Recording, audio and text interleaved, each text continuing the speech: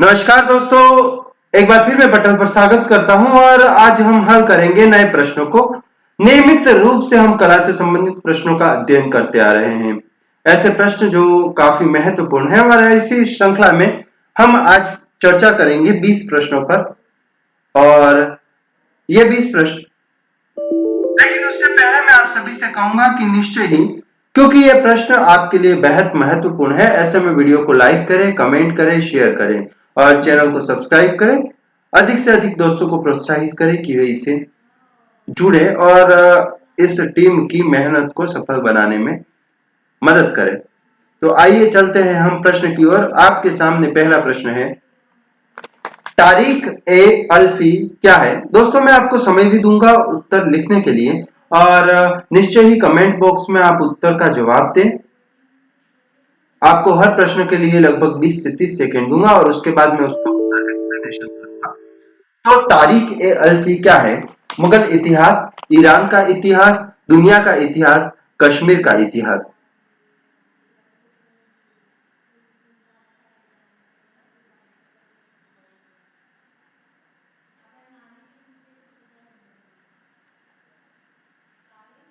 जी हाँ दोस्तों, तारीख ए अल्फी की जो हम बात कर रहे हैं, यदि हम भारतीय परिप्रेक्ष्य में देखें तो अकबर के आदेश पर इस्लाम के 1000 वर्ष पूरे होने पर इसकी रचना की गई है और यह काफी लंबे समय तक रचना काल रहा है। इन्होंने 7 विद्वानों का एक कमेटी या बोर्ड नियुक्त किया था जिसका काम तारीख ए अल्फी का निर्माण करना है। बाद में मुल्ला अहमद को इसका काम दिया गया था और इसीलिए हम यहां पर जब तारीख ए अल्फी की बात करते हैं तो हम बात करते हैं कि तारीख ए अल्फी दुनिया का इतिहास है। दोस्तों, इस प्रश्न को तकरीबन 67% विद्यार्थियों ने सही किया है, लेकिन 9% ने मुगल इतिहास, 18% 9% अर्थात कि 10% विद्यार्थियों ने मुगल इतिहास, 21% विद्यार्थियों ने ईरान का इतिहास और तकरीबन 1 से 2% ने कश्मीर का इतिहास बताया है। मतलब हमारे लिए एक सोचने की बात है कि आसान प्रश्नों के उत्तर यदि हम इस तरीके से देते हैं तो फिर मुश्किल प्रश्नों के साथ क्या होगा। अब आपके सामने अगला प्रश्न, लेकिन सब इसका उत्तर आपको ध्यान रखना है और इसका उत्तर जो है दुनिया का इतिहास। अगला प्रश्न है, वृषभों वाला कक्ष किस गुफा में स्थित है? वृषभों वाला कक्ष किस गुफा में स्थित है? अल्तामीरा, ट्राइफेयर्स, लास्को, फोंते द गाम।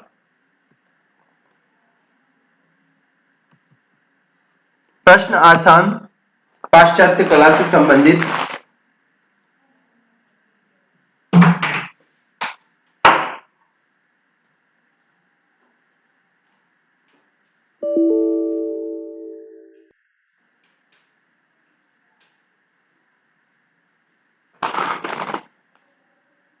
उम्मीद है सभी मित्रों ने अपने प्रश्न का जवाब अपने स्तर पर दे दिया होगा।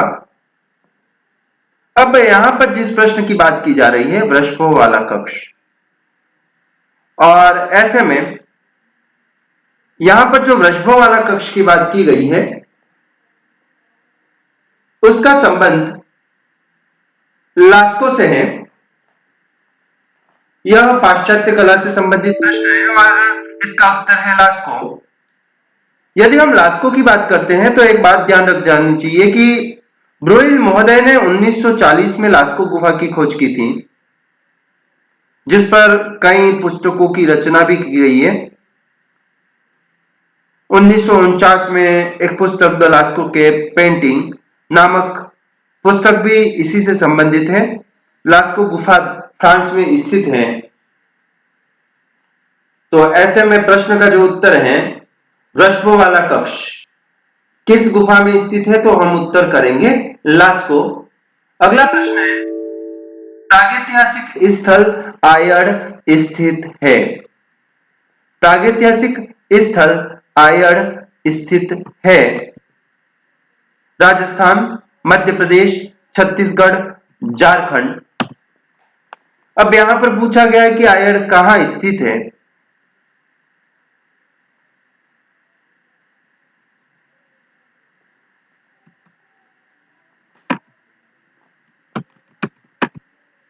काफी फेमस है। तो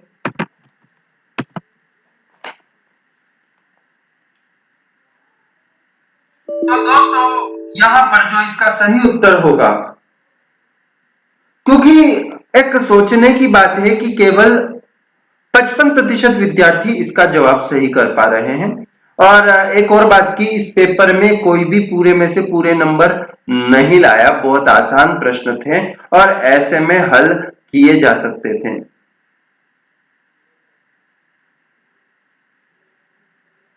तो यहां पर जो प्रागैतिहासिक स्थल आयड़ की बात होती है, उसका उत्तर है प्रागैतिहासिक स्थल आयड़ राजस्थान में स्थित है। और यह आहड़ सभ्यता राजस्थान के उदयपुर में स्थित है। उदयपुर जिसे जिलों की नगरी के नाम से भी जाना जाता है और विश्व में अपना एक विशिष्ट स्थान रखता है। यह सभ्यता आहड़ नदी के किनारे विकसित है, इसीलिए भी इसे आयड़ कहा जाता है। इसकी खोज 1953 में अक्षय कीर्ति व्यास द्वारा की गई थी। 1953 में अक्षय कीर्ति व्यास द्वारा की गई थी। उम्मीद है आपको प्रश्न का उत्तर समझ में आ गया है। यह प्रागैतिहासिक भी कहते हैं, तो कभी कभी हम सिंधु घाटी सभ्यता के समकक्ष भी कह सकते हैं। लेकिन यहां पर प्रागैतिहासिक का अर्थ केवल इतना है कि यह पुराना स्थल है, काफी प्राचीन स्थल है। अगला प्रश्न है, चित्र लक्षण ग्रंथ के रचयिता है नग्नजित, भरतमुनि, दंडी, भौभूति। चित्र लक्षण नामक ग्रंथ के रचयिता कौन है?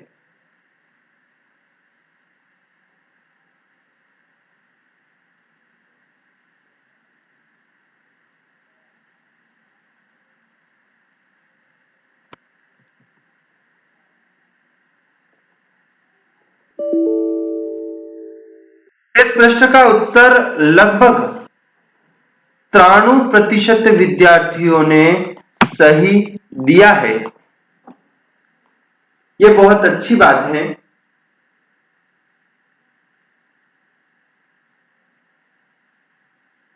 और ऐसे में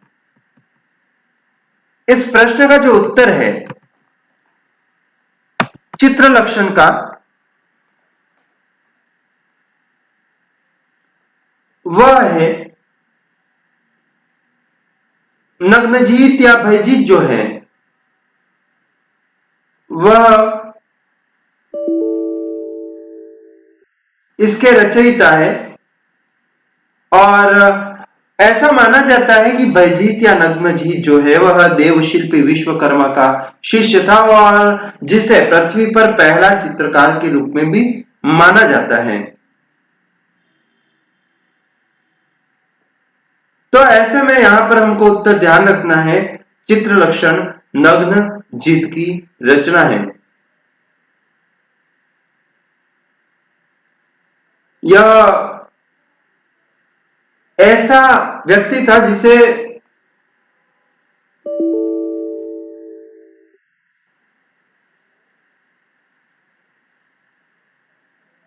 कला के क्षेत्र में हम आरंभिक व्यक्तित्व के रूप में जानते हैं। अगला प्रश्न, चमड़े पर चित्रांकन का प्राचीन प्रमाण प्राप्त होता है पाल शैली, जैन शैली, ऋग्वेद में, कामसूत्र में।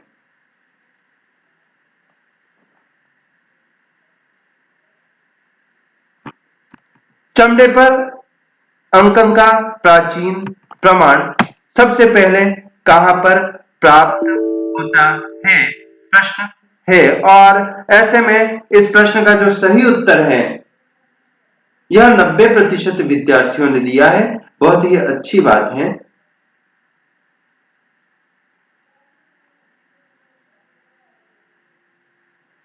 और ऐसे में इसका उत्तर जो है वह है ऋग्वेद में। दोस्तों, ऋग्वेद में जब हम बात करते हैं तो ऋग्वेद में चमड़े पर अग्नि के चित्र का वर्णन देखने को मिलता है। मतलब कि ऐसे साक्ष्य प्राप्त होते कि चमड़े पर अग्नि देवता का चित्रण किया गया, और इसके बारे में हम राय कृष्ण दास की जो भारतीय चित्रकला है या अन्य कला से संबंधित पुस्तकें हैं उसमें भी जानकारी प्राप्त करते हैं। अगला प्रश्न है, शीतल वासन का अर्थ है जैन संतों के सिद्धों का निवासी स्थान, चितल का निवासी स्थान, चित कपड़े वस्त्र वाला, इनमें से कोई नहीं। शीतल वासन का अर्थ पूछा गया है।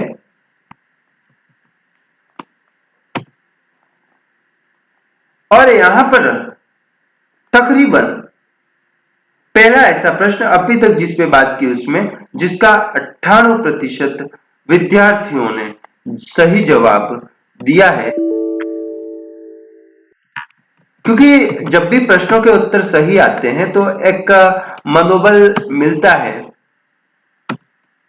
कि विद्यार्थी निश्चय ही मेहनत कर रहे हैं, और ऐसे में एक सकारात्मक जवाब यहां पर आएगा। यहां पर जो प्रश्न है इसका उत्तर जो है शीतल वासन, मैं पहले ही कह चुका हूं 98% विद्यार्थी इसका सही जवाब क्या है, जैन संतों के सिद्धों का निवास होता है इसका अर्थ। वैसे जब हम शीतल वासन की बात करते हैं तो यह तमिल भाषा का शब्द है सित्ततन नवा जेल, और जिसका अर्थ होता है महान संतों का निवास, अरिहंतों का मंदिर। तो इस प्रकार का अर्थ यहाँ पर प्राप्त होता है। और शीतल वासन की गुफाएं जो है वह दूसरी शताब्दी के आसपास की निर्मित हैं और जिसका संबंध जैन परंपरा से है। अगला प्रश्न, बाघ गुफा चित्र किस शैली से संबंधित है? बाघ गुफा चित्रों पर किस शैली का प्रभाव है? वैसे एक और प्रश्न जो है जिसका लगभग 90% विद्यार्थियों ने सही जवाब दिया है वह यही है कि बाघ गुफा पर या बाघ गुफा की चित्रकला पर किस शैली का प्रभाव है। तो ऐसे में यदि हम बाघ गुफा की बात करते हैं तो बाघ गुफा जो है वह मध्य प्रदेश में बाघिनी नदी के किनारे स्थित है। और यदि हम बात करें तो मध्य प्रदेश में इंदौर के पास धार में स्थित है। यदि भारतीय कला के परिप्रेक्ष्य में देखें तो यह अपना विशिष्ट स्थान रखती है। यूं कहे कि स्वर्णिम चित्रांकन जो कला का है वो चित्रांकन कला के अंतर्गत स्वर्णिम काल के अंतर्गत हम इसको देख सकते हैं। और निश्चय ही इसका संबंध बौद्ध धर्म से है। यहाँ पर 9 गुफाएं हैं और जिसमें से 5 गुफाएं जो हैं पांडव गुफा, हाथीखाना, रंगमहल जैसी जो गुफाएं हैं वो अपना विशिष्ट परिचय रखती हैं। और इसका उत्तर है ये गुफाएं जो हैं वह अजंता के समकक्ष है या अजंता की शैली का प्रभाव यहाँ पर देखने को मिलता है। अगला प्रश्न है, अभिलक्षितार्थ चिंतामणि पुस्तक के लेखक हैं।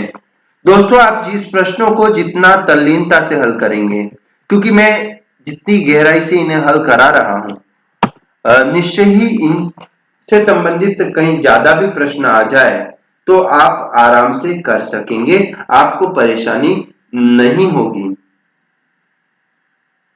अब ऐसे में यहां पर जो प्रश्न है कि अभिलक्षितार्थ चिंतामणि पुस्तक के लेखक कौन है, राजा सोमेश्वर, विल्हण, क्षेमेंद्र, सोमदेव। तो ऐसे में आपको उत्तर करना है राजा सोमेश्वर। यहाँ पर तकरीबन 60% विद्यार्थियों ने उत्तर सही दिया है। और हमें ध्यान रखना है कि मानसोल्लास और अभिलक्षितार्थ चिंतामणि दोनों ही ऐसे ग्रंथ हैं जिसकी रचना चालुक्य वंश के शासक सोमेश्वर ने की है। और इसका भी हम जब कला के साक्ष्य की बात करते हैं तो ऐसे में नाम आता है।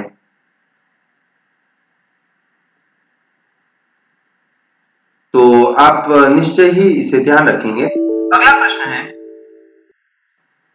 राजस्थान में भित्ति चित्रण का श्रेष्ठ उदाहरण देवता श्रीलाल जी की हवेली का संबंध किस शैली से है? राजस्थान में भित्ति चित्रण का श्रेष्ठ उदाहरण देवता श्रीलाल जी की हवेली का संबंध किससे है? कोटा शैली, बूंदी शैली, जोधपुर शैली, जयपुर शैली। मैं आपको कहता आया हूं कि आप साथ में नीचे उत्तर देते जाए, जिससे आपको ये पता चले कि आप कितने अपने उत्तरों के प्रति श्योर हैं।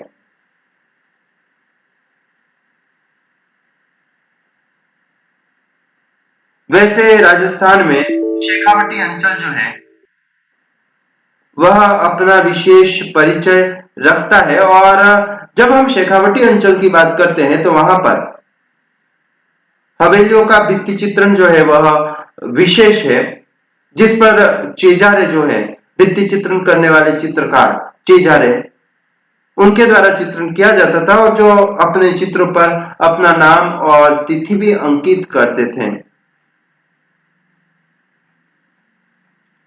तो ऐसे में यहां पर जब हम बात कर रहे हैं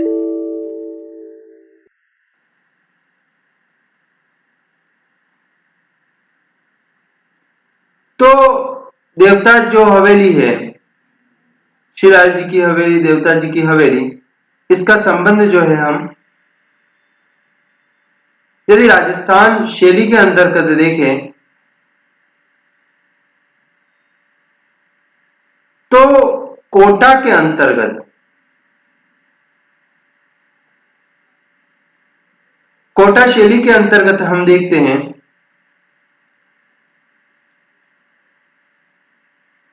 तो ऐसे में हमें याद रखना है ये जो हवेली है यह कोटा शैली से संबंधित है।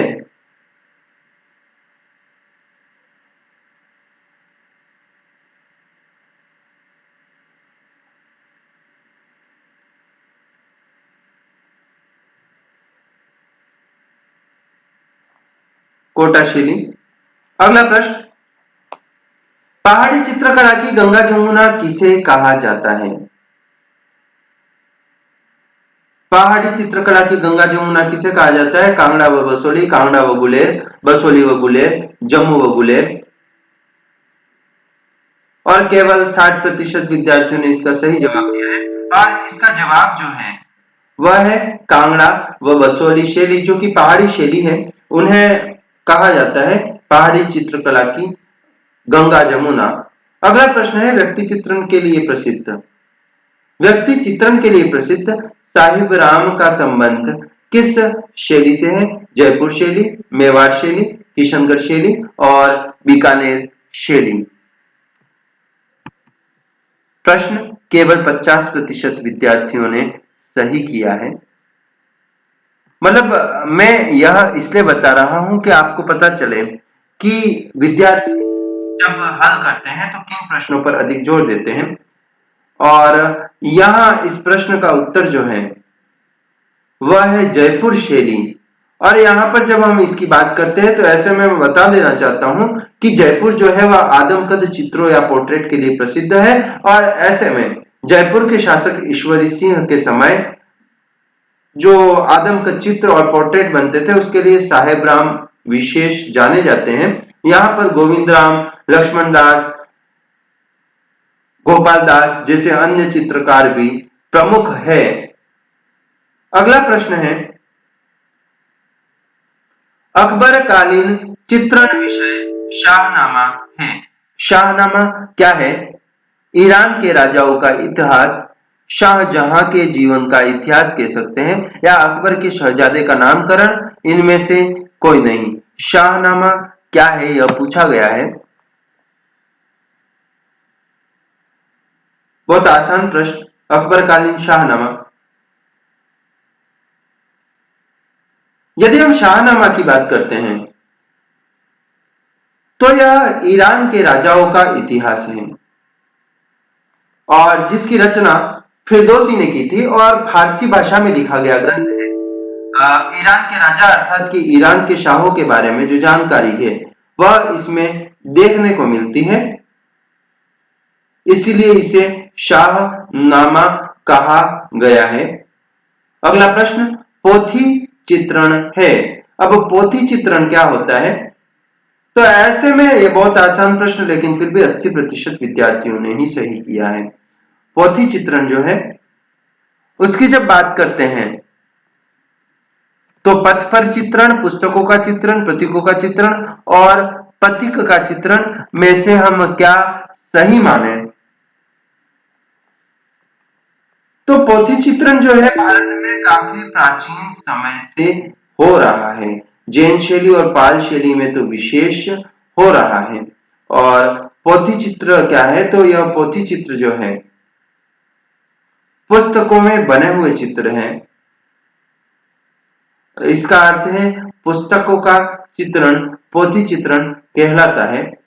80% ने सही किया, मतलब 20% ने गलत किया है, मतलब सोचने की बात है। अगला प्रश्न है हुमायूंनामा किसकी कृति है? अबुल हसन, गुलबदन बेगम, अबुल फजल, सैयद अली। हुमायूंनामा जिसका संबंध हुमायूं से है। तो हुमायूंनामा जो है उसका जो सीधा सा संबंध है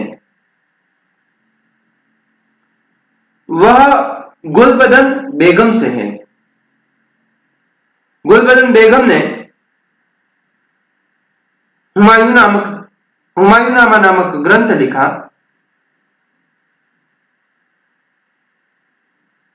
वैसे जो गुलबदन बेगम का लालन पालन भी हुमायूं की मां ने किया था और इस कारण से भी हुमायूं के प्रति उनका विशेष लगाव था।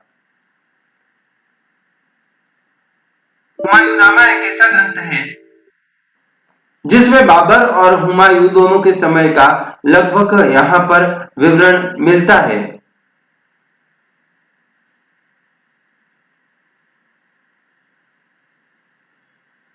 गुलबदन बेगम जो है 1523 में काबुल में जन्मी थी। इन्होंने हुमायूंनामा में हुमायूं से जुड़ी हुई काफी सारी बातों का उल्लेख किया है। अगला प्रश्न है कल्कि अवतार चित्र के निर्माता है। कल्कि अवतार चित्र के निर्माता है रविंद्रनाथ टैगोर, गगनेंद्रनाथ टैगोर, नंदलाल बोस और मकबूल फिदा हुसैन। प्रश्न का उत्तर है गगनेंद्रनाथ टैगोर। यदि आपने गगनेंद्रनाथ टैगोर किया है तो इसका उत्तर सही किया है। अगला प्रश्न गगनेंद्रनाथ टैगोर गणवादी कलाकार भी माने जाते हैं। ध्रुव की तपस्या कृति किसके द्वारा निर्मित की गई? कल्कि अवतार जो प्रश्न है गगनेंद्रनाथ ठाकुर का, उसको केवल 25% विद्यार्थियों ने सही किया था। अगला प्रश्न है ध्रुव की तपस्या कृति किसके द्वारा निर्मित की गई है? और ध्रुव की तपस्या जो कृति है वह क्षितेंद्रनाथ मजूमदार द्वारा की गई है और इसको प्रश्न को 71% विद्यार्थियों ने सही किया है। अगला प्रश्न है कला का पैगंबर किसे कहा जाता है? रविंद्रनाथ टैगोर, यामिनी राय, नंदलाल बसु, देशबंधु चित्तरंजन। तो इसका उत्तर है यामिनी राय। कला का पैगंबर कहा जाता है। यह लोक कला से प्रभावित कलाकार थे। अगला प्रश्न स्टेशन पर दो यात्री किस कलाकार की कृति है? स्टेशन पर दो यात्री किस कलाकार की कृति है? अमृता शेरगिल, नंदलाल बोस, एन.एस. बेंद्रे और मनीषी डे। स्टेशन पर दो यात्री, इस प्रश्न का उत्तर 55% विद्यार्थियों ने सही किया है।